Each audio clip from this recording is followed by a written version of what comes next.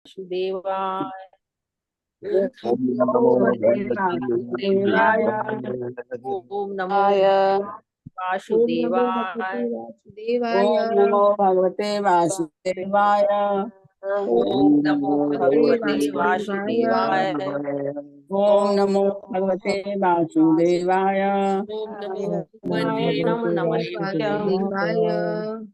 नारायणं नमस्कृत्यं नमस्कृत्यं नरं चैव नारायणं नरोत्तमं नरं चैव नरोत्तमं देवीं सरस्वतीं व्यासं देवीं सरस्वतीं सरस्वती व्यासं व्यासं ततो जयमुदीरयेत्। तो जयेत्। नष्टाये सुभद्रेषु नष्टप्राये भद्रेषु नित्यं भागवत सेविया। नित्यं भागवत सेवया। भगवतयुक्तम श्लोके भगवती श्लोके भक्ति हरिवती नैष्टिकी। भगवते नैष्टिकी। कृष्णाय वासुदेवाय कृष्णाय वासुदेवाय देवकी नंदनाय च देवकी देवकी नंदनाय च नंद गोप कुमाराय नंद कुमाराय गोविंदाय नमो नमः। गोविंदाय नमो नमः। मूकं करोति वाचालं मूकं करोति वाचालं अंगुलंघते गिरि। पंगुं लंघयते गिरिं। यत्कृपात्तमहं वन्दे यत्कृपातमहं वन्दे परमानंद माधवम। परमानन्दं मंगलाचरण। ओम अज्ञान तिमिरान्धस्य ज्ञानांजन शलाकया चक्षुरुन्मीलितं येन तस्मै श्री गुरुवे नमः। श्री चैतन्य मनोभीष्टं स्थापितं येन भूतले स्वयं रूपः कदा मह्यं ददाति शपदान्तिकम्। वन्देऽहं श्रीगुरु श्रीयुतपदकमलं श्रीगुरन् वैष्णवांश्च श्रीरूपं साग्रजातं सहगण रघुनाथवन्तं सजीवम् साद्वैतं साधुतं परिजं सहित कृष्ण चैतन्य देवम श्री राधा कृष्ण पादान सहगण ललता श्री विशाखादान सचा। हे कृष्ण करुणा सिंधु दीनबंधु जगतपते गोपेश गोपिका कांत राधा कांत नमस्तुते। सप्त कांचानि गौरांशी राधे वृंदावनेश्वरी रसभान सुते देवी प्रणिमामि हरिप्रिये। वाञ्छाकल्पतरुभ्यश्च एव च कृपा सिन्धु एव च पतितानां पावनेभ्यो वैष्णवेभ्यो नमो नमः। ओम नमः ओम विष्णुपादाय कृष्णपृष्ठाय भूतले श्रीमते भक्तिवेदांत स्वामी नामिने नमस्ते सरस्वते देवे गौरवाणी सरस्वते निर्विशेष शून्यवादी पाश्चात्य देशतारणे श्री कृष्ण चैतन्य नित्यानंद श्री अद्वैत गदाधर श्रीवासादि गौर भक्तिवृंद। हरे कृष्ण कृष्ण कृष्ण हरे हरे हरे राम राम राम हरे हरे।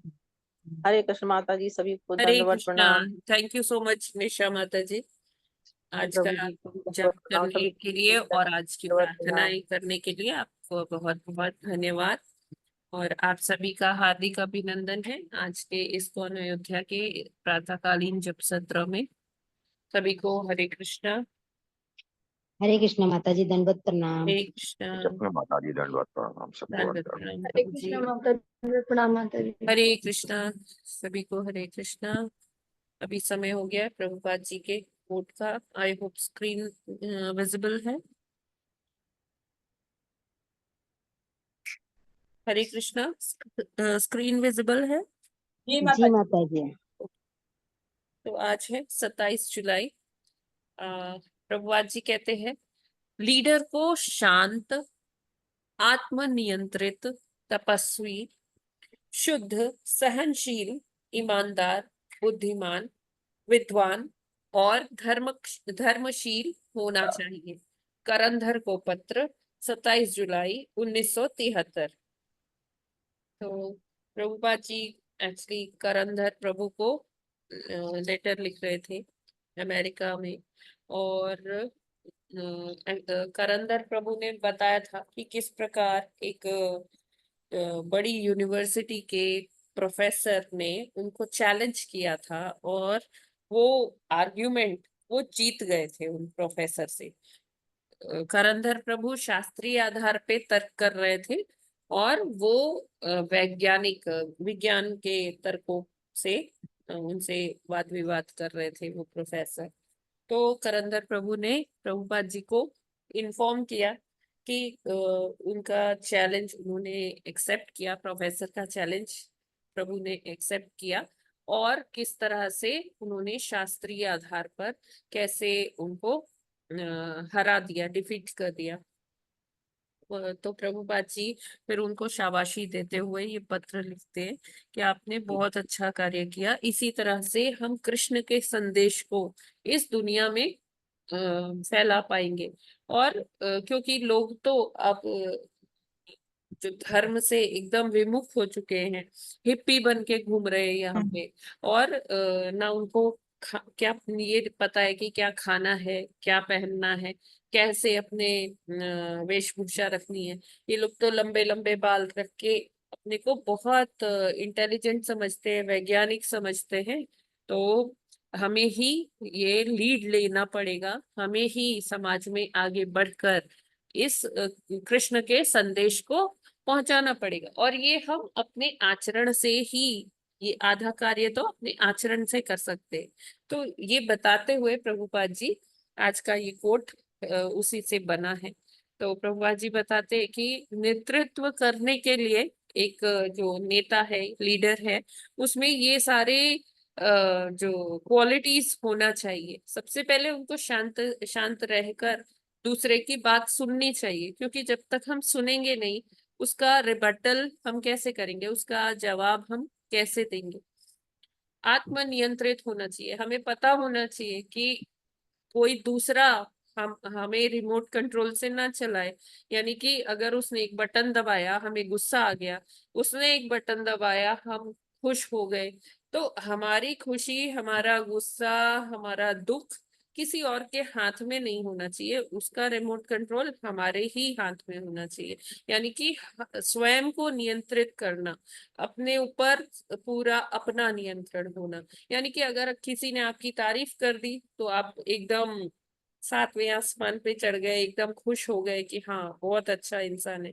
या किसी ने आपकी निंदा कर दी तो आपको बहुत एकदम दुख हो गया, डिप्रेशन में चले गए। तो ये ऐसे ऐसी चीजें नहीं होनी चाहिए। किसी के कहने के आधार पर हमें अपने इमोशंस को ऊपर नीचे नहीं करना चाहिए, क्योंकि तभी हम सही बात सही समय पर बोल पाएंगे। अगर हम किसी के दूसरे के बात से प्रभावित होकर कुछ बोलेंगे, तो फिर वो अलग उसमें जाएगा, अलग डायरेक्शन में जाएगा, हमारा उस पर कंट्रोल नहीं रहेगा। तपस्वी होना चाहिए, तपस्वी इन द सेंस के हमें अपनी साधना में बहुत पक्का होना चाहिए। जब हम साधना में पक्के होंगे तो क्या होगा कि हमारे अंदर वो दृढ़ता आएगी, वो स्ट्रेंथ आएगी, वो मजबूती आएगी कि हम अपना जो लेकर गए हैं विचार समाज में प्रचार करने के लिए, स्प्रेड करने के लिए, वो हम अच्छे से कर पाएंगे, दृढ़ संकल्प से कर पाएंगे। शुद्ध, प्रभुपाद हमेशा कहते हैं प्योरिटी इज द फोर्स। तो वो ये शुद्धता ही है हमारी, जो किसी को आकर्षित करती है, जो किसी को प्रभावित करती है। तो सबसे पहले हमें शुद्धता होनी चाहिए हमारे अंदर, कि हम जो बात कह रहे हैं वो स्वयं भी उसका पालन कर रहे हैं, और उसमें कोई दिखावा या कोई आडंबर नहीं है। सहनशीलता, तो एक प्रचारक को, एक लीडर को सहनशील भी होना चाहिए, क्योंकि जब तक हमें सहनशीलता, वो टॉलरेंस नहीं है, तब तक हम अपने ऊपर नियंत्रण नहीं रख सकते। वो टॉलरेंस बहुत जरूरी है। ईमानदार होना चाहिए, बुद्धि ईमानदार। नो कि अगर हम ईमानदार नहीं होंगे तो हमारी बात कोई क्यों सुनेगा। वो बोलेंगे ये खुद तो फॉलो करते नहीं है, हमको प्रवचन कर रहे हैं। तो ईमानदारी बहुत जरूरी है कि जो भी चीज हम समाज में जा रहे हैं, बोल रहे हैं, तो वो हम खुद भी करें। और जो भी हमारा जो कार्यकलाप है उसमें ईमानदारी झलकनी चाहिए, ट्रांसपेरेंसी होनी चाहिए। बुद्धिमान, तो कृष्ण भक्त कहा जाता है कि कृष्ण भक्त बहुत चतुर होते हैं। तो वो बुद्धि हमें कृष्ण ही देते हैं कि कैसे हमें आगे कार्य करना है, क्या कर्म करना है। विद्वान, विद्वान हम गुरु कृपा और शास्त्रों के अध्ययन से विद्वान होता है एक लीडर।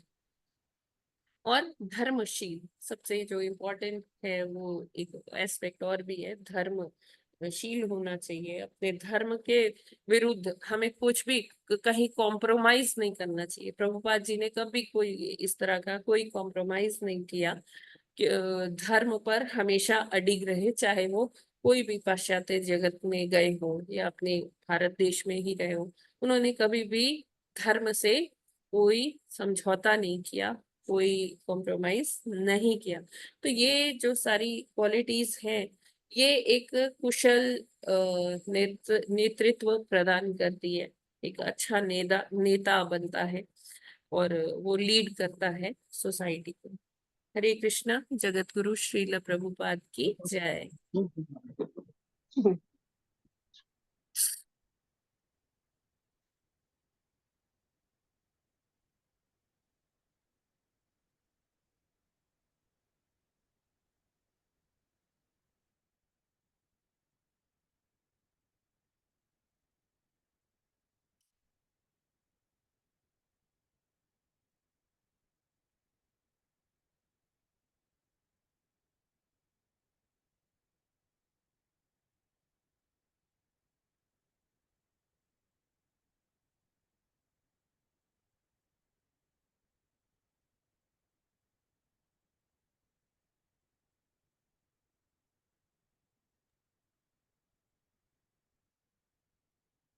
हरे कृष्णा। हरे कृष्णा माता जी। हरे कृष्णा। तो आज हम लोग को 18वें श्लोक से आगे पढ़ना है। यस, राजश्री माता जी, हरे कृष्णा।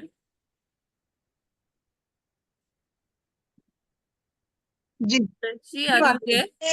अच्छा,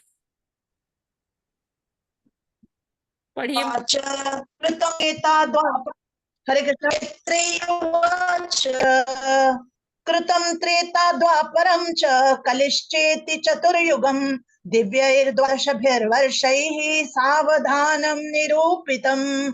हरे कृष्ण। हरे कृष्णा। त्रेवाच कृतं त्रेता द्वापरं च कालश्चेति चतुर्युगं दिव्यैर्द्वादश विवर्षः सावधानं निरूपितम्। हरे कृष्णा। हरे कृष्णा।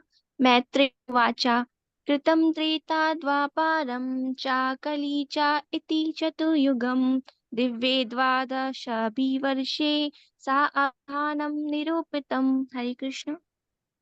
हरे हरे कृष्णा। कृष्णा। मैत्री उवाच कृतं त्रेता द्वापरं च चतुर्युगं दिव्ये द्वादशी विभर्षे सावधानं निरूपितम्। हरे कृष्णा। हरे कृष्ण।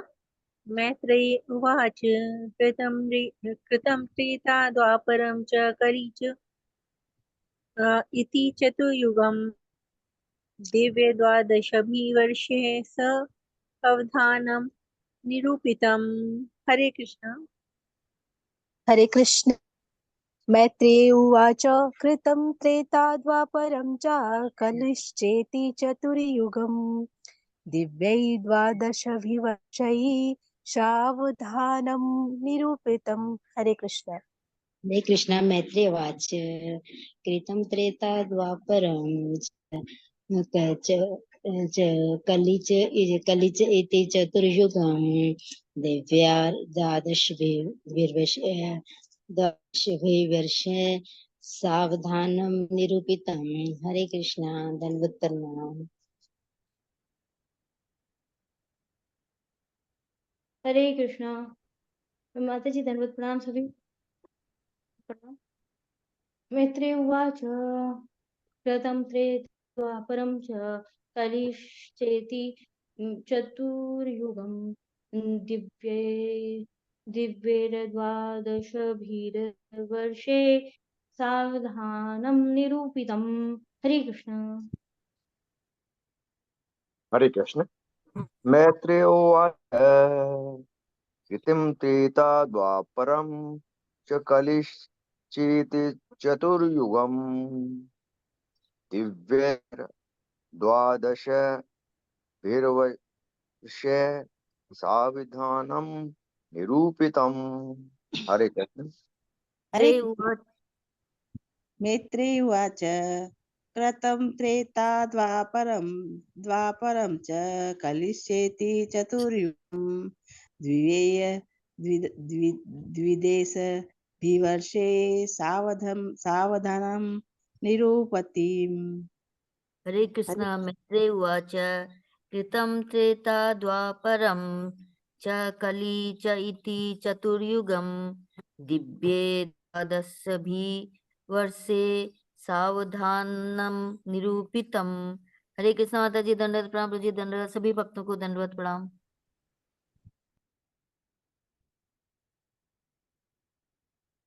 हरे कृष्णा।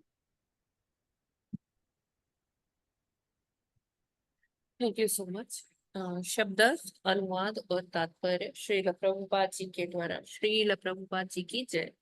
तो जो आज 18वां श्लोक कर रहे हैं ना, आज हम 30 या 31 नंबर श्लोक तक कर सकते हैं। देखते हैं कि समय के हिसाब से हम कितना कर पाएंगे। तो जो आगे के श्लोक हैं तो उसमें बस राजेश्वरी माता जी आप पढ़ दीजिएगा, बाकी हम लोग फिर बाद में क्लास के बाद पढ़ लेंगे वो वाले श्लोक। ठीक है।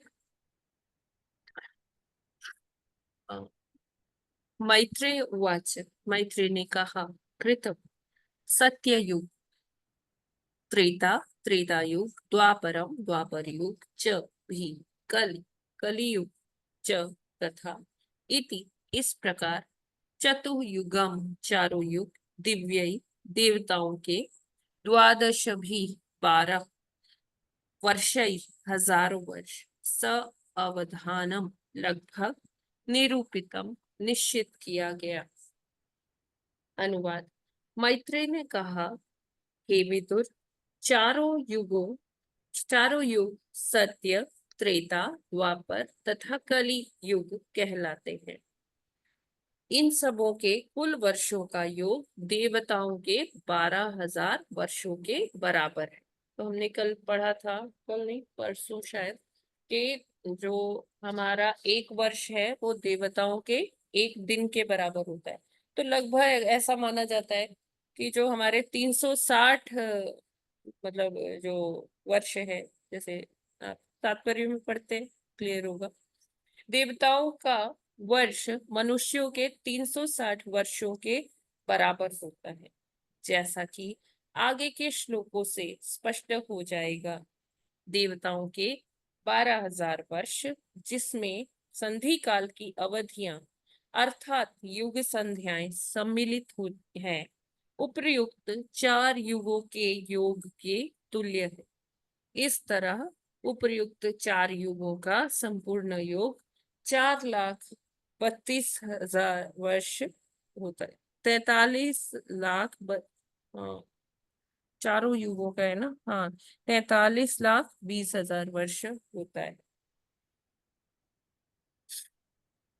तो यहाँ पर क्या बता रहे हैं कि जो जैसे अगर हम उस तरह से कैलकुलेशन करें कि जो हमारा एक वर्ष है वो देवताओं का एक दिन होता है ना।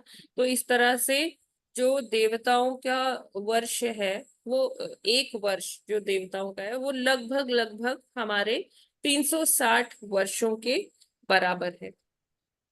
ठीक है। और देवताओं के इसी तरह से आगे गणना कर सकते हैं हम मनवंतर के आधार पर और युगों के आधार पर, अलग अलग युग। ठीक है। युग संध्याएं क्या होती है? युग, जब एक युग समाप्त होने वाला होता है और दूसरा युग शुरू होने वाला होता है। फॉर एग्जाम्पल हम लेते हैं, अभी हमारा कलयुग चल रहा है, कलयुग के 5000 वर्ष बीत चुके हैं। और इससे पहले कौन सा युग समाप्त हुआ है? द्वापर समाप्त हुआ है। तो जब एक युग समाप्त होने वाला होता है, उसके लास्ट के कुछ वर्ष और जो युग शुरू होने वाला होता है उसके बिगिनिंग के, उसके शुरुआती वर्ष, वो मिलाकर एक युग संध्या बनती है। तो वो युग, उसे कहते हैं युग संध्या, यानी कि दशांश लेते हैं। 10वां भाग जो लास्ट का पुराने युग का है, और 10वां भाग जो युग आने वाला है उसका, वो सारे वर्षों को मिलाकर क्या बोलते हैं? युग संध्या। तो यानी कि जैसे अगर हम मोटा मोटा लें तो प्रभुपाद जी ने कहा है कि 15,000 वर्ष द्वापर के और 15,000 वर्ष हमारे इस कलयुग के। तो ये क्या है? ये परिवर्तन काल है। और अगर हम युग संध्या की बात करेंगे तो युग संध्या क्या है? जो आप ऐसे समझ सकते हैं कि जैसे कलयुग का 1/10 कितना होगा? 4300 वर्ष होंगे, है ना? 43 हजार वर्ष होंगे। तो वो क्या है? वो युग संध्या में आएगा। ठीक है, ये क्लियर है सभी को? जी माता जी। हाँ माता जी, क्लियर तो है। युद्ध संध्याएं, ये 15,000 प्लस 15,000 आ गया। लेकिन आगे कहीं जो है कुछ 100 वर्ष भी लिखा है इसके बारे में, वो संध्या शब्द नहीं यूज किया है। हम्म। और संधि काल वर्ड उसके लिए यूज किया है अगले जी श्लोक। जी जी। तो क्या फर्क है दोनों में? दोनों क्या एक से नहीं है? अभी देखते हैं प्रभु जी, वो आएगा हाँ माता हम जी। लोग हाँ डिस्कस माता करेंगे। जी। हाँ माता जी। जी। हरे यस कृष्ण। माता जी, आगे बढ़ सकते हैं। जी। चत्वारि त्रीणि द्वैचैकम् कृतादिषु यथाक्रमम् संख्यातानि सहस्राणि द्विगुणानि शतानि च। हरे कृष्ण। हरे कृष्णा। शब्दार्थ, अनुवाद और तात्पर्य श्रील प्रभुपाद जी के द्वारा। श्रील प्रभुपाद जी की जय। चत्वारि चार, त्रीणि तीन, द्वे द्वे दो, च भी एकम एक, कृत आदिषु सतयुग में, अथ यथा क्रमम बाद में, अन्य, संख्यातानि संख्या वाले, सहस्राणि हजार, द्विगुणानि दो गुना, शतानि 100, च भी। सत्य युग की अवधि देवताओं के 4800 वर्ष के तुल्य है। त्रेता युग की अवधि 3600 दैवीय वर्ष के तुल्य, द्वापर युग की 2400 वर्ष तथा कलयुग की अवधि 1200 दैवी वर्ष के तुल्य है। तात्पर्य, जैसा कि ऊपर कहा गया है कि देवताओं का एक वर्ष मनुष्यों के 360 वर्षों के बराबर होता है। अतः सत्य युग की अवधि 4800 गुना 360 लग, ये बराबर होगा किसका? 17,28,000 वर्ष हुई। इस तरह त्रेता युग की अवधि 3600 गुना 360, क्योंकि 360 क्या है? जो देवताओं के 360 वर्ष, सॉरी, देवताओं का एक वर्ष हमारे 360 के वर्ष के बराबर है।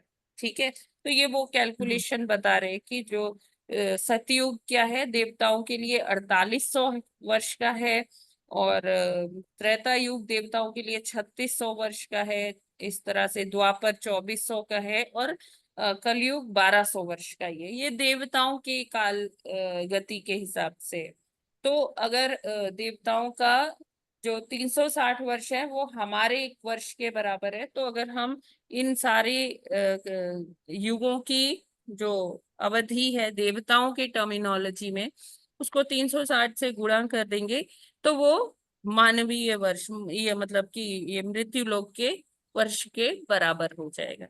ठीक है ना? ये क्लियर है? तो ये उतनी जी ही माता। वो आ गया ये गुना करके। ठीक है, ये क्लियर है ना? जी हाँ, ये हाँ सेम फिगर आ गई है। सेम फिगर है। जी। जी 20 नंबर। 20वां श्लोक। संध्या संध्यांशयोरन्तर्यः कालः शतसंख्ययोः तमेवाहो युगन्तज्या यत्र धर्मो विधीयते। हरे कृष्णा। शब्द, अनुवाद और तात्पर्य श्रील प्रभुपाद जी के द्वारा। श्रील प्रभुपाद जी की जय। संध्या पहले का बीच का काल। संध्या अंशयो तथा बाद का बीच का काल।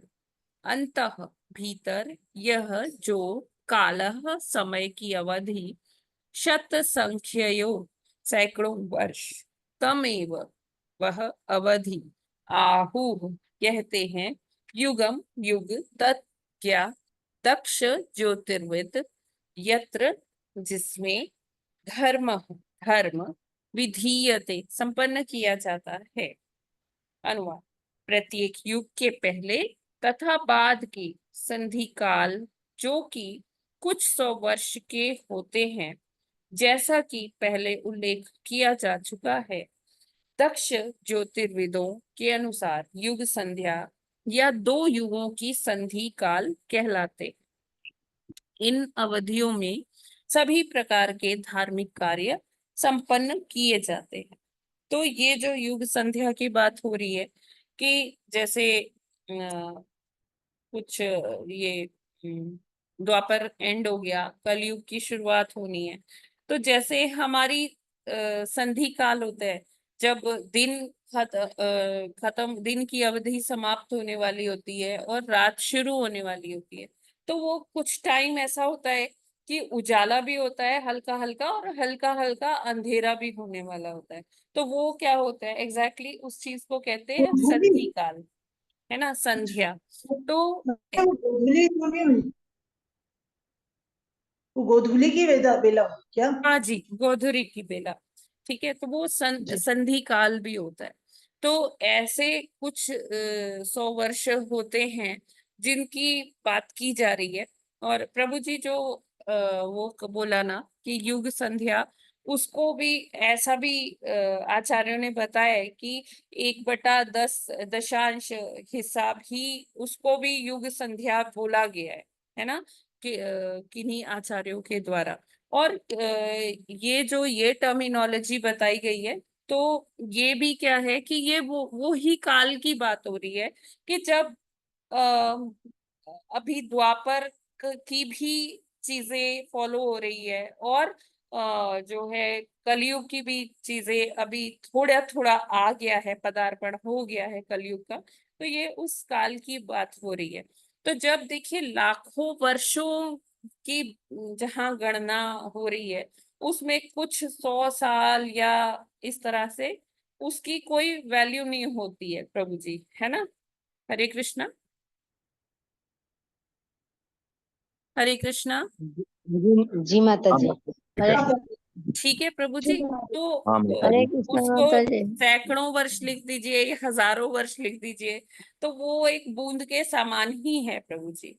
हाँ तो युग हरे संधि कृष्णा माता जी, बूंद के नमस्ते। समान है, लेकिन युग संध्या तो प्रेजेंट वाली 30,000 वर्ष है, ऐसा है ना माता जी। क्या प्रभु जी? युग संधि तो कुछ 100 सालों या कुछ थोड़ा सा समय ही कहलाएगा, हम्म। और युग संध्या एक लंबा समय है ना? संधि संध्या एक ही चीज है प्रभु जी। तो माता जी ये तो यहाँ तो फिर कुछ 100 साल लिखा है, वहां तो 30,000 साल है युग संध्या। सालों तो बहुत वही कह फर्क रही है। हूँ ना मैं कि आप चाहे सैकड़ों वर्ष लिख दीजिए या हजारों वर्ष लिख दीजिए, अच्छा अच्छा।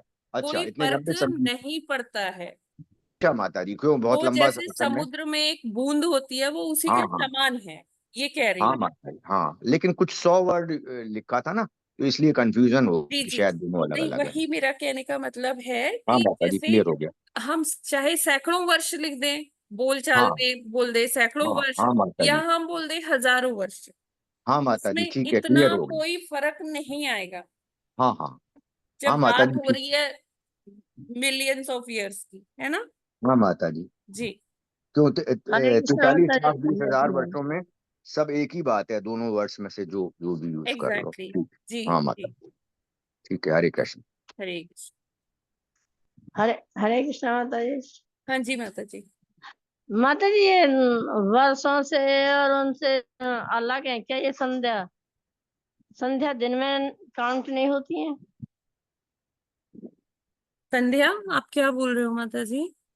हाँ माता जी मैं यही बोल रही हूँ, जैसे अब आज का दिन है, अब शाम को मतलब दोपहर के बाद और रात होने से पहले तो संध्या होती है, हाँ तो वो जी संध्या एक दिन में काउंटिंग नहीं होती क्या, ये पूछ रही हूँ मैं। होती इनमें है, अलग दिखाई गई है ना काउंटिंग संध्या। होती है। तो वही तो बोला जा रहा है कि एक युग के समाप्ति के कुछ वर्ष और दूसरे युग के स्टार्टिंग के कुछ वर्ष, अच्छा उनको संध्या कहते हैं। अच्छा, उसे संध्या कहते हैं। हाँ जी ठीक है माता जी, युग के स्टार्ट के और युग के बाद के। हाँ जी। अच्छा, जैसे द्वापर युग के बाद और कलयुग कलयुग के का पहले। स्टार्टिंग का। हाँ ठीक है। यस माता हरे जी, 21 नंबर श्लोक। हरे कृष्णा। 21वां श्लोक। धर्मश्चतुष्पान् मनुजान् कृते समनुवर्तते स एवन्येष्वधर्मेण वेति पादेन वर्धता। हरे कृष्णा। शब्दार्थ, अनुवाद और तात्पर्य श्रील प्रभुपाद जी के द्वारा। श्रील प्रभुपाद जी की जय। शब्दार्थ। धर्म, धर्म। चतुष्पाद, पूरे 4 विस्तार या पाद। मनुजात, मानव जाति। कृते, सत्ययुग में। समनुवर्तते, ठीक से पालित। सह, वह। एव, निश्चय ही। अन्येषु, अन्यों में। अधर्मेण, अधर्म के प्रभाव से। व्यति, पतन को प्राप्त हुआ। पादेन, एक अंश से। वर्धता, धीरे धीरे वृद्धि करता हुआ। अनुवाद। हे विदुर, सत्य युग में मानव जाति ने उचित तथा पूर्ण रूप से धर्म के सिद्धांतों का पालन किया, किंतु अन्य युगों में ज्यों ज्यों अधर्म प्रवेश पाता गया, त्यों त्यों धर्म क्रमशः एक एक अंश घटता गया। तात्पर्य। सत्ययुग में धार्मिक सिद्धांतों को पूरी तरह संपन्न किया जाता था। धीरे धीरे बाद के युगों में धर्म के सिद्धांत एक एक अंश करके घटते गए। दूसरे शब्दों में संप्रति का एक अंश धर्म है और 3 अंश अधर्म। इसलिए इस युग में लोग अधिक सुखी नहीं हैं। तो हमें पता है कि धर्म के 4 स्तंभ होते हैं। कौन कौन से? ट्रूथ, क्लेनलीनेस, ऑस्टेरिटी और मर्सी, है ना? जैसे अगर हिंदी में बोले तो सत्य, है ना? सत्य, शौचम, तप और दया, दया। है ना? इन्हीं से हमारे वो 4 रेगुलेटिव प्रिंसिपल्स बने हैं, है ना? जो 4 नियम हम पालन करते हैं, वो इन्हीं धर्म के इन्हीं स्तंभों से बनाए गए हैं कि हम सत्य बोलेंगे है तो क्या होगा कि जैसे हम कहते हैं ना 4 नियम क्या है? नो मीट ईटिंग, है ना? मांसाहार नहीं करना। तो यानी कि हम दया, जो धर्म का दया का स्तंभ है, उसको बढ़ाने का कार्य कर रहे हैं, है ना? और क्लेanलीनेस, क्लेanलीनेस से आ गया कि शौचम, जो शौचम। हमारी शुद्धता है वो हम मेंटेन कर रहे हैं। यानी कि अवैध स्त्री पुरुष संग जो होता है, इलिसिट सेक्स जो होता है, उसको हम बिल्कुल सिरे से खारिज कर देते हैं। ठीक है। ऑस्टेरिटी मतलब कि तप, तप करने से क्या होता है कि तप हमारा तभी हो पाता है कि जब हम ये जो नशे हैं ये नहीं करें। मदिरा पान हो गया, कुछ भी इस टाइप का कोई भी नशा है, अगर हम नशा करते हैं तो हम तप वाला जो स्तंभ है उसको बरकरार नहीं रख पाते हैं। ठीक है। तो जो ये 4 नियम बनाए गए हैं वो इसी के हिसाब से बनाए गए हैं, जो धर्म के चारों स्तंभों के हिसाब से। अच्छा, अब जब सतयुग होता है तो धर्म के चारों स्तंभ पक्के होते हैं, क्योंकि उसमें सारे धार्मिक जो कार्य है पूरे सिद्धांतों से उसका पालन किया जाता है। ठीक है। जब त्रेता आता है तो 3 पैर रह जाते हैं, 3 स्तंभ खड़े रहते हैं धर्म के, और एक स्तंभ दिख जाता है। फिर द्वापर आता है तो बराबर बराबर होता है कि 2 स्तंभ रहते हैं, 2 स्तंभ ढह जाते हैं धर्म के। और जब कलयुग आता है, ये सबसे ही भयावह स्थिति है कि जब धर्म केवल एक स्तंभ रह जाता है धर्म का, या कह लीजिए कि धर्म एक पांव पर खड़ा होता है, 3 पांव उसके टूट जाते हैं या 3 स्तंभ ढह जाते हैं। ठीक है, ये क्लियर है क्या? हरे कृष्ण माता जी, क्लियर तो है, लेकिन कौन सा स्तंभ गिरता है किसमें, ये तो बताया यही नहीं। जो बताया, सत्य, अच्छा, शौचम, पहले में सत्य गिरेगा, तप दूसरे, और दया। हाँ मतलब ऊपर से इसी तरह से गिरेगा, पहले वाले में के बाद जो है सत्य नहीं रहेगा, दूसरे वाले के बारे में शौच नहीं रहेगा, फिर तप नहीं रहेगा, फिर दया नहीं रहेगी। यही है माता जी, कलयुग में कुछ नहीं रहेगा, मतलब हम एक पैर रहेगा। ऐसे अलग अलग नहीं कर सकते प्रभु जी, माता जी कोई सा भी एक है कम ना? हो जाएगा, हाँ मतलब हाँ हाँ, कम। जी जी। हाँ ठीक है माता जी, हरे कृष्ण। अभी देखिए कलयुग में ना दया बची है, मोस्टली लोग नॉन वेजिटेरियन हो गए हैं, है ना, और हाँ। नशे भी करते ही हैं। ठीक है, हम्म, हम्म, इलिसिट सेक्स और ये है ना, ये सब जारी है। आगे आने वाले काल में ये सब और भी बढ़ जाएगा। तो धर्म अभी क्या है, सत्य पर अभी थोड़ा थोड़ा सत्य बाकी है। वो भी हम देख सकते हैं कि सत्य की भी क्या हालत हो रही है ना? जर्जर अवस्था। जी ना माता। हरे कृष्ण माता जी, क्लियर। जी, यस माता जी प्लीज। त्रिलोक्यायुग साहस्रम बहिरा ब्रह्मणो दिनम तावत्यव निशातात यन्निमीलति विश्वसृत्। हरे कृष्णा। शब्दार्थ, अनुवाद और तात्पर्य श्रील प्रभुपाद जी के द्वारा। श्रील प्रभुपाद जी की जय। त्रिलोक्या, तीनों लोकों के, युग, 4 युग, सहस्त्रम, 1000, बहि, बाहर, आ ब्राह्मण, ब्रह्मलोक की तक, दिनम, दिन है, तावती, वैसा ही काल, एव, निश्चय ही, निशा, रात है, तात, हे प्रिय, यत, क्योंकि, निमीलति, सोने चला जाता है, विश्वसृत, ब्रह्मा। अनुवाद, तीनों लोकों, स्वर्ग, मर्त्य तथा पाताल के बाहर 4 युगों को 1000 से गुणा करने से ब्रह्मा के लोक का 1 दिन होता है। ऐसी ही अवधि ब्रह्मा की रात होती है, जिसमें ब्रह्मांड का सृष्टा सो जाता है।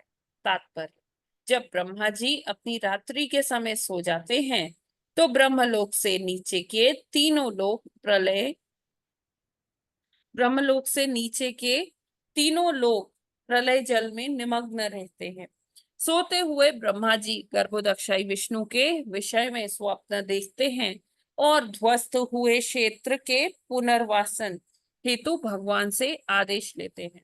तो जैसे हमने पढ़ा था कि जब प्रलय होती है तो ब्रह्मा जी की रात्रि होती है, ब्रह्मा जी के सोने का वक्त होता है, और उस समय में क्या होता है, प्रलय चलता रहता है, सारे लोग ध्वस्त हो जाते हैं। और उस समय भी जब ब्रह्मा जी सोते हैं तो वो भगवान उनके सब स्वप्न में आके उनको निर्देशन देते हैं कि अब आगे और कार्य करना है, फिर से सारा सृष्टि करनी है। जो ये स्वर्गलोक है, भूलोक है और पाताल लोक है, इन तीनों की सृष्टि दोबारा से हुई, क्योंकि ब्रह्मलोक को उस समय प्रलय के टाइम में, ये आंशिक प्रलय के टाइम में कुछ भी नहीं होता है ना। ब्रह्मा जी का जस्ट 1 दिन पूरा हुआ, 1 दिन के बाद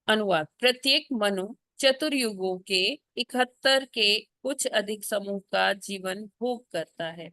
तात्पर्य, जैसा कि विष्णु पुराण में वर्णित है, मनु की आयु चतुर्युगों के 71 समूहों की होती है। एक मनु की आयु दैवी गणना के अनुसार लगभग 8,42,52,000 वर्ष या मनुष्य गणना में कितना हो गया, 30 बिलियन 67,20,000 वर्ष होती है। तो ये माता जी 360 से गुणा करके हो गई क्या? क्या ये भी 360 से मल्टीप्लाई हुआ क्या? 8,52,000। हाँ, दिव्य वर्ष जी जी वही हो गया, फिर वो 30 करोड़ में आ गया। तो ये हुई मनु की आयु। ठीक है, फिगर्स जी में हमें जाने का जरूरत नहीं है। ये हम ऐसा सोच सकते हैं कि हमारे मतलब अनुमान से, मतलब हम अगर हम ऐसे देखें ना तो हमें लगेगा अरे ये तो अमर ही हो गए। और फिर हाँ मनु के बाद हम देखें कि जैसे ब्रह्मा जी हो गए, तो ब्रह्मा जी की तो आयु का हम अनुमान भी नहीं लगा सकते, तो हमारे लिए वो अमर हो जाते। जैसे जो भागवतम नहीं पढ़ते तो उनको क्या लगता है कि जैसे ब्रह्मा विष्णु महेश बोला जाता है, उनको लगता है कि ये तीनों है, ट्रिनिटी है, ये कभी मरते नहीं। ठीक है, लेकिन अगर हम एग्जैक्टली भागवतम पढ़ेंगे तो हमें पता चलेगा कि ब्रह्मा जी की आयु है, एक निश्चित आयु है, 100 वर्ष है। उसके बाद एक नए ब्रह्मा आएंगे। ठीक है ना?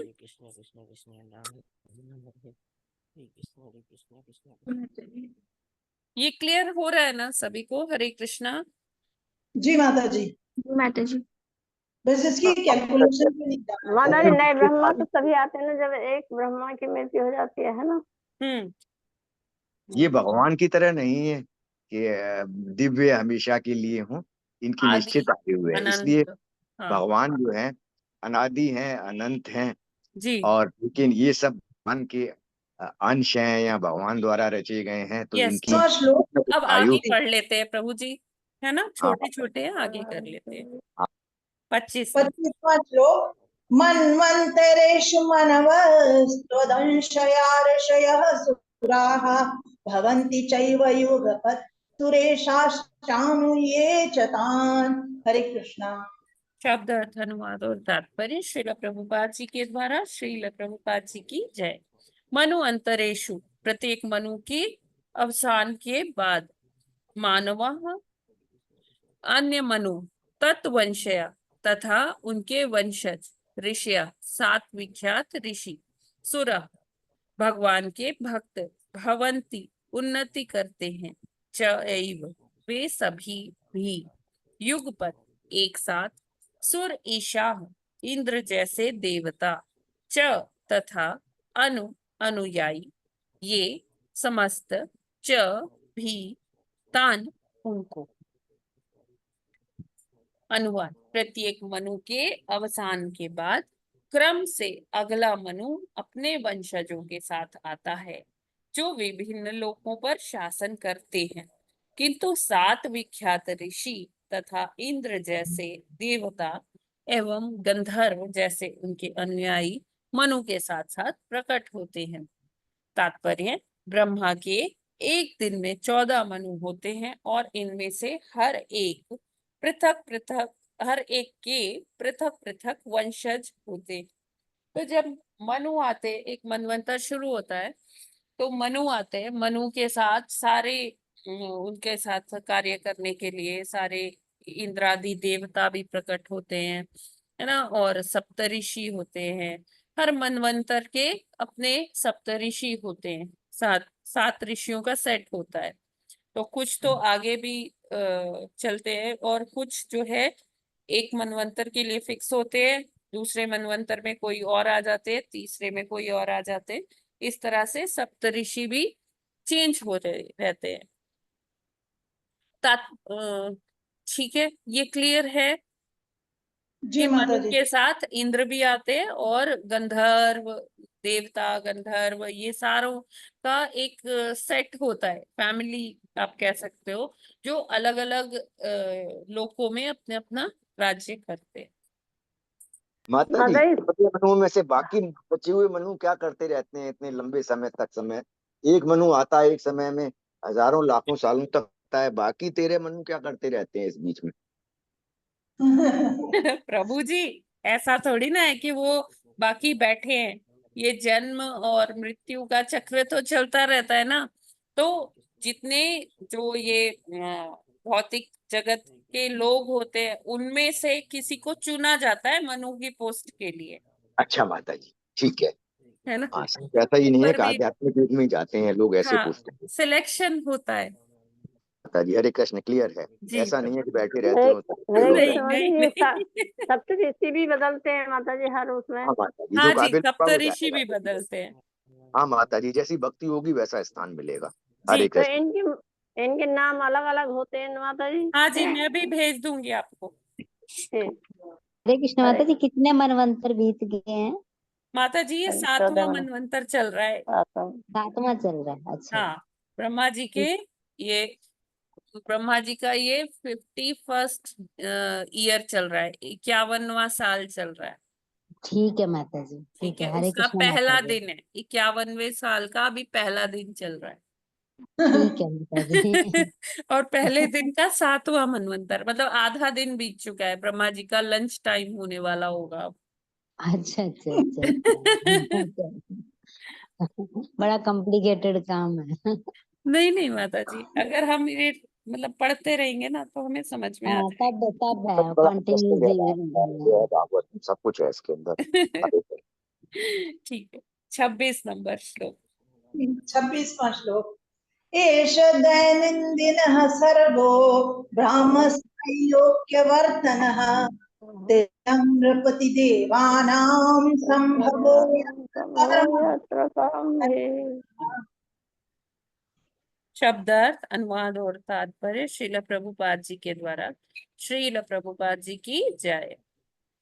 शब्दार्थ, ऐशा ये सारी सृष्टियां, दैनम दिनः प्रतिदिन, सर्गः सृष्टि, ब्राह्म ब्राह्म ब्रह्मा के दिनों के रूप में, त्रैलोक्य वर्तन तीनों लोकों का चक्कर, तिर्यक मनुष्यतर पशु, नृ मनुष्य, पितृ पितृलोक के, देवानाम देवताओं के, संभव प्राकट्य यत्र जिसमें, कर्म भी सकाम कर्मों के चक्र में, ब्रह्मा के दिन के समय, सृष्टि के में तीनों लोग स्वर्ग, मर्त्य तथा पाताल लोग चक्कर लगाते हैं, तथा मनुष्यतर पशु, मनुष्य, देवता तथा पितृगण सारे निवासी अपने अपने सकाम कर्मों के अनुसार प्रकट तथा अप्रकट होते रहते हैं। तो ये लीला चलती रहती है, जीवन मृत्यु जरा व्याधि का चक्र चलता रहता है, और जीवात्माएं अलग अलग योनियों में जन्म लेती हैं, यानी कि प्रकट होती है, और कुछ कालखंड अपनी कार्यकलाप करके फिर वो अप्रकट हो जाती है, यानी कि वो मर जाती है। ठीक है, ये क्लियर है।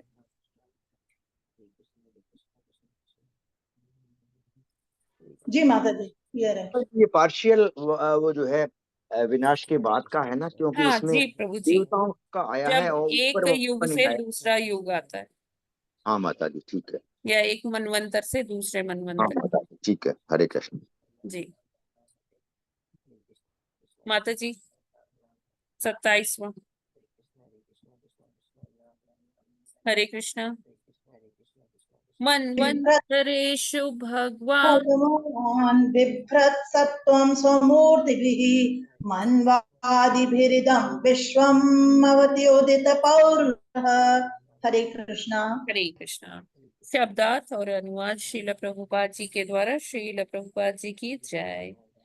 मनु अंतरेशु प्रत्येक मनु परिवर्तन में भगवान विभ्रत प्रकट करते हुए, सत्वम अपनी अंतरंगा शक्ति, स्वमूर्ति भी अपने विभिन्न अवतारों द्वारा, मनु आदि भी मनुओं के रूप में इदम यह विश्वम ब्रह्मांड अवति पालन करता है। उदित खोजी पौरुष देव शक्तियां प्रत्येक मनु के बदलने के साथ पूर्ण पुरुषोत्तम भगवान विभिन्न अवतारों के रूप में यथा मनु इत्यादि के रूप में अपनी अंतरंगा शक्ति प्रकट करते हुए अवतीर्ण होते हैं। इस तरह प्राप्त हुई शक्ति से वे ब्रह्मांड का पालन करते हैं। तो ये मनुओं के संदर्भ में ही बताया जा रहा है कि जब मनु बदलते हैं तो उन बदलने के साथ ही क्या होता है कि भगवान अपने विभिन्न अवतारों के रूप में आते रहते हैं, है ना। और जिनको कहते हैं मनवंतर अवतार, है ना। जैसे हम जानते हैं कि भगवान के कई प्रकार के अवतार होते हैं, लीला अवतार, गुणा अवतार, शाक्त्यावेश अवतार, है ना, युगा अवतार, मनवंतर अवतार। तो इसमें हर मनवंतर में भगवान भी आते रहते हैं अवतार लेकर धर्म की स्थापना करने हेतु। राइट जी। 28वां श्लोक। तमो मात्रामुपादाय प्रतिसंरुद्ध विक्रमः कालेनानुगता शेष आस्ते तूष्णीं दिनात्यये। हरे कृष्णा। शब्दार्थ, अनुवाद और तात्पर्य श्रील प्रभुपाद जी के द्वारा। श्रील प्रभुपाद जी की जय। तमः तमोगुण या रात का अंधकार, मात्रा नगण्य अंश मात्र, उपादाय स्वीकार करके, प्रतिसंरुद्ध विक्रम अभिव्यक्ति की सारी शक्ति को रोक करके, कालेन नित्य काल के द्वारा, अनुगत विलीन अशेष असंख्य जीव, आस्ते रहता है, तूष्णीम मौन, दिन अत्यये दिन का अंत होने पर। अनुवाद। दिन का अंत होने पर तमोगुण के नगण्य अंश के अंतर्गत ब्रह्मांड की शक्तिशाली अभिव्यक्ति रात के अंधेरे में लीन हो जाती है। नित्य काल के प्रभाव से असंख्य जीव उस प्रलय में लीन रहते हैं और हर वस्तु मौन रहती है। तात्पर्य।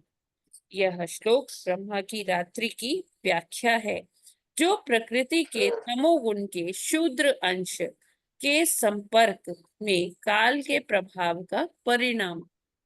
तीनों लोकों का प्रलय तमस के अवतार रुद्र द्वारा लाया जाता है, जो नित्य काल की उस अग्नि के द्वारा प्रदर्शित होता है, जो तीनों लोकों में प्रज्वलित रहती है। ये तीनों लोक महाशंखं भीमकर्मा विकोदर अनंत विजय राजवंते पुत्र युधिष्ठिर। ये तीनों लोक भू भुव तथा स्व, पाताल, मर्त्य तथा स्वर्ग कहलाते हैं। असंख्य जीव उस प्रलय में लीन हो जाते हैं होते हैं, जो परमेश्वर की शक्ति के दृश्य पर पटाक्षेप जैसी प्रतीत होती है, और इस तरह हर वस्तु मौन हो जाती है। तो यहाँ उसकी बात हो रही है, प्रलय काल की बात हो रही है कि जब प्रलय होती है तो कहते हैं ना कि अनंत शेष के मुख से जो अग्नि होती है वो निकलती है, और जल क्या करता है, पूरा धरती को पूरा डुबा देता है। और ये समय होता है कि जब शिव जी वो मतलब तांडव करते हैं, और मतलब वो तीनों जो लोक हैं जिसको हम कहते हैं ना भूर भुआ स्वा, यानी कि भू क्या है हमारा जो मृत्यु लोक है, भुआ ये पाताल लोक, और स्व क्या है स्वर्ग लोक।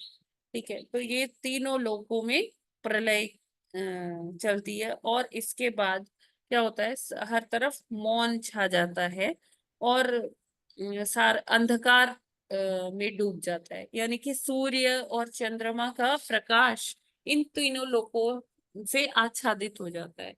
मतलब जब प्रलय होगी तो सूर्य चंद्रमा कहाँ तक उनका प्रकाश रह गया, केवल ब्रह्म लोक तक, और जन लोक, और जो तप लोक होता है वहां तक ही आता है।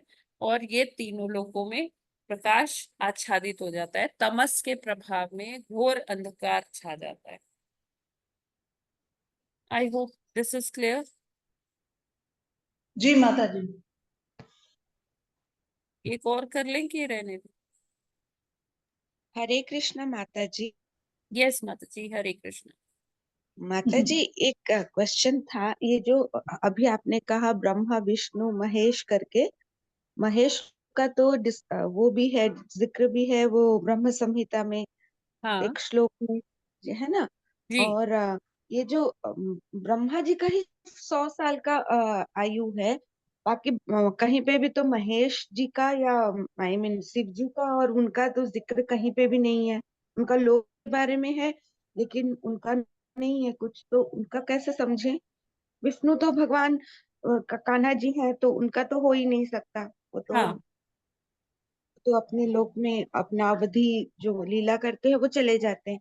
फिर जी। महेश जी का क्या है, उनका तो कहीं पे भी कुछ मेंशन नहीं है। देखिए वो भी उनका भी जब पूरा पूर्ण प्रलय होता है ना, क्योंकि शिव हाँ जी जो है वो हाँ जो आध्यात्मिक जगत में सदाशिव हैं, उनके उनके विस्तार हैं शिव जी, है ना।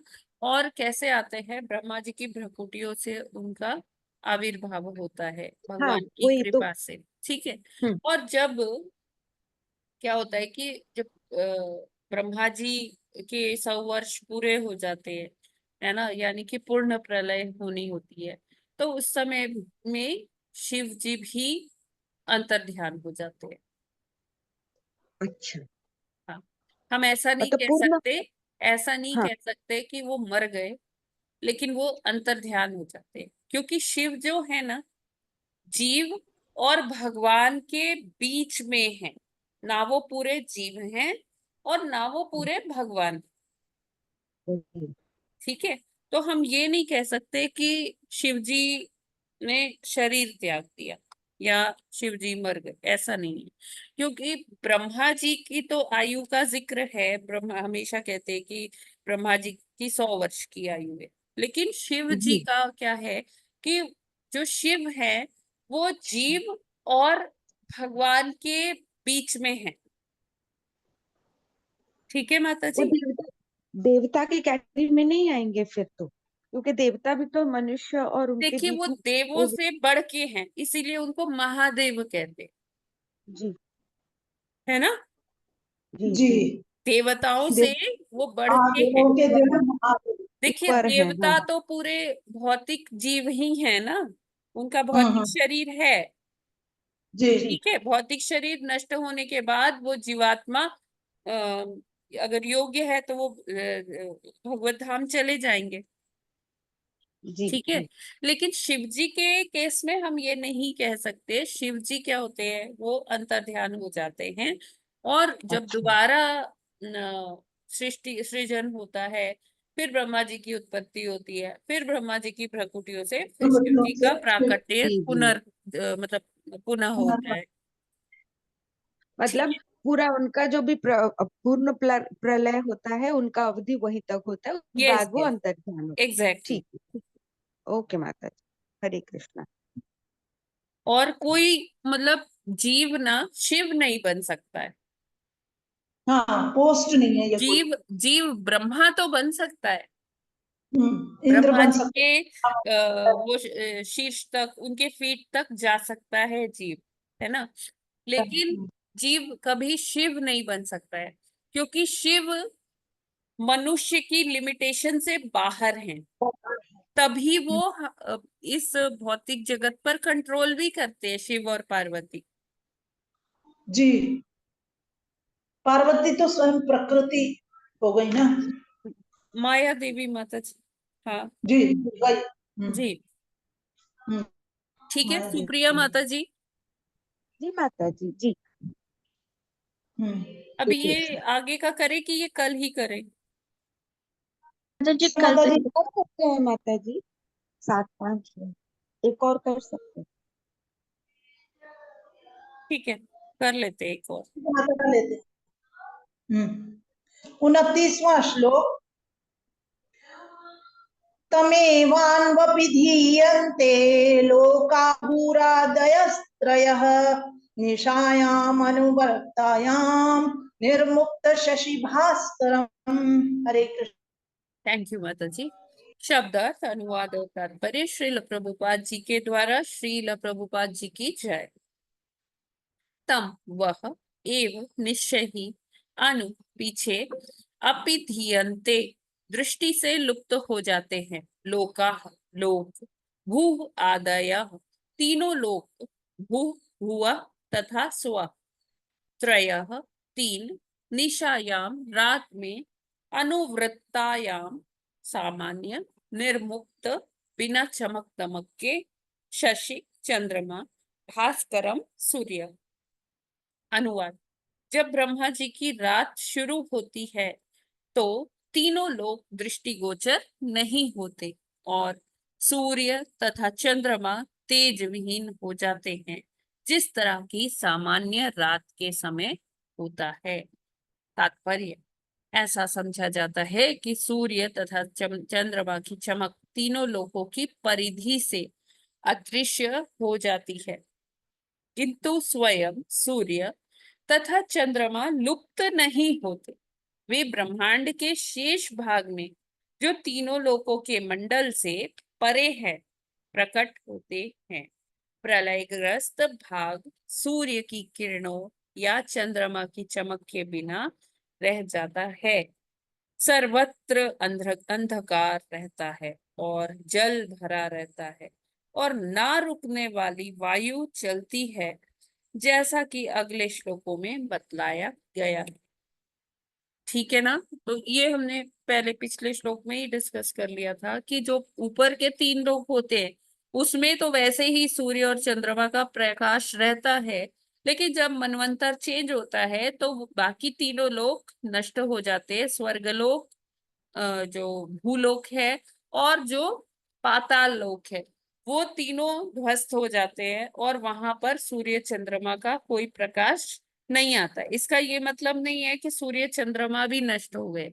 सूर्य चंद्रमा है, उनका प्रकाश अवेलेबल है ऊपर के तीन लोकों में, ब्रह्मांड के शेष भाग में, राइट। बाकी जगह अंधकार हो जाता है, तमस फैल जाता है। ठीक है ना। हरे कृष्णा।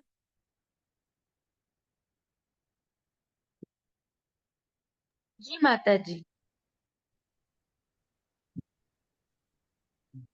ठीक है, तो बाकी फिर हम लोग कल करते हैं 30 नंबर श्लोक से। माता जी हरे कृष्णा। हरे माता कृष्ण। जी ये जो चारों युग होते हैं, हर एक में ये जो सूर्य चंद्रमा अलग अलग होते हैं फिर? नहीं नहीं, एक ब्रह्मांड अच्छा में जी, एक सूर्य एक चंद्रमा। अच्छा जी, अच्छा जी। ठीक है माता जी, हरे कृष्णा, हरे कृष्ण। धन्यवाद, प्रणाम। अब देखिए, जो ऊपर हमें तारे दिखते हैं ना माता जी रात हाँ को, हाँ जी, ये तारे क्या हैं? ये अलग जो अनंत कोटि ब्रह्मांड है, हर ब्रह्मांड के ये सूर्य है जो दिखते हैं हमें तारों की तरह, अच्छा अच्छा अच्छा अच्छा अच्छा, हाँ, ठीक है माता जी, है ना। ठीक है ठीक है, हर अच्छा अच्छा ब्रह्मांड जी। का अपना एक सूर्य है और चंद्रमा है। तो वो सूर्य ही हमको तारों के रूप में दिखते हैं, छोटे छोटे, क्योंकि वो ब्रह्मांड हमसे बहुत दूर है ना। हाँ तो जी हाँ जी। वो जो उनका और जो सूर्य है वो हमको तारों की तरह दिखता है। कोई बहुत और छोटा होता है, कोई उनका, बड़ा होता है, कोई ज्यादा चमकता है, हाँ कोई हाँ कम हाँ चमकता है। ये डिपेंड करता है कितनी दूरी पे वो ब्रह्मांड है हमारे ब्रह्मांड से। हाँ जी। और उनका चंद्रमा माता जी, क्या? और उनके जैसे सूर्य तो ये हो गए ना, तारे हो गए, तो जो जो उनका चंद्रमा होता है इन ब्रह्मांडों माता का जी वो? देखो, चंद्रमा की जो रोशनी है ना वो सूर्य से ही लेता है, अच्छा जी, अच्छा जी, तो इसलिए चंद्रमा इतना चमकेगा नहीं ठीक है जितना माता जी, सूर्य चमकेगा। ठीक है माता जी, हरे कृष्ण माता जी। जी माता जी। हरे कृष्ण धन्यवाद। माता जी। हरे कृष्ण। लेकिन ये भी तो कहते हैं कि जो ऊपर सितारों का जो है, जो ग्रुप है, हाँ वो दक्ष प्रजापति की 21 जो है हाँ, कन्याओं का नक्षत्र। ग्रुप है। हाँ, अब नक्षत्र है। वो तो हाँ 27 नक्षत्र ही है ना प्रभु जी। 27 है तो माता 27 जी, नक्षत्र हैं। बस वो 27 है और बाकी बचे हुए सारे सूर्य हैं हाँ माता जी। जी बिल्कुल। मतलब इस ब्रह्मांड में 27 जो हैं नक्षत्र होंगे, वो तो तारों के रूप में हैं। बाकी बचे हुए तारे जो हैं अन्य ब्रह्मांडों के सूर्य हैं, ऐसा हाँ ही जी, हुआ माता जी? यस प्रभु जी। हाँ, उसको हम डिफरेंशिएट नहीं कर सकते अपनी तरफ से, इतना हाँ जी नॉलेज नहीं हम जी, लोगों को। ठीक है माता जी, हरे कृष्ण। डिफ्रेंशिएट होते हैं प्रभु जी। हाँ जैसे होते हैं ध्रुव माता जी। तारे को देख कर ना, ध्रुव हाँ लोक जो होता है, ध्रुव तारा जो चमकता है, हाँ उससे माता जी। हम जान सकते हैं अलग अलग नक्षत्रों की पोजीशंस। हाँ माता जी, ठीक है, समझ गया। जैसे एक सप्तऋषि होता है ना? हाँ जी माता जी। जी। आपने देखा होगा एक नक्षत्र, हाँ जी हाँ जी। मतलब उसका फॉर्मेशन सप्तऋषि का होता है, उसमें 7 स्टार्स होते हैं। हाँ माता जी, सुना है, देखा नहीं। ओरियन होता है, ग्रेट बेयर होता है, ऐसे बहुत सारे कॉन्स्टिलेशंस होते हैं, 27 होते हैं। हाँ माता जी, हरे ठीक है, कृष्ण। तो आज हम लोग यहीं पर विराम करते हैं। ग्रंथराज श्रीमद् भागवतम की जय। जगत गुरु श्रील प्रभुपाद की जय। जय नामाचार्य हरिदास ठाकुर की जय। जय अनंत कोटि वैष्णव भक्त वृंद की जय। जय। वाञ्छा कल्पतरुभ्यश्च कृपा सिन्धुभ्य एव च पतितानां पावनेभ्यो वैष्णवेभ्यो नमो नमः। हरे कृष्णा, सभी को हरे दंडवत कृष्णा प्रणाम। हरे कृष्णा माता जी दंडवत प्रणाम। हरे कृष्णा प्रभु जी दंडवत प्रणाम। हरे कृष्णा हरे माता जी। कृष्णा, सभी हरे को, सभी कृष्णा। माता जी प्रभु जी को धन्यवाद।